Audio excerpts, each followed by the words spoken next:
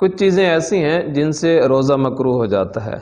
Number 1 جھوٹی گواہی دینا، نمبر 2 چغل خوری کرنا، نمبر 3 غیبت کرنا، نمبر 4 کسی کو دھوکہ دینا، نمبر 5 لڑائی کرنا، نمبر 6 جھوٹی قسم کھانا، نمبر 7 فحش حرکات کرنا، نمبر 8 فحش گوئی کرنا، نمبر 9 ظلم کرنا، نمبر 10 کسی سے عداوت یا دشمنی رکھنا، نمبر 11 اجنبی عورتوں سے ملنا جلنا، نمبر 12 اجنبی عورتوں کو دیکھنا، نمبر 13 سینما دیکھنا، نمبر 14 ٹی وی VCR وغیرہ دیکھنا۔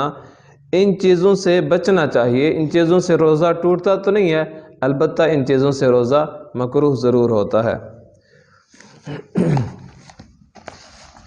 ایسا آپریشن جو دماغ اور پیٹ کے علاوہ جسم کے کسی دوسرے عضو کا ہو تو اس سے روزے پر کوئی اثر نہیں پڑتا، روزہ فاسد نہیں ہوتا، روزہ برقرار رہتا ہے۔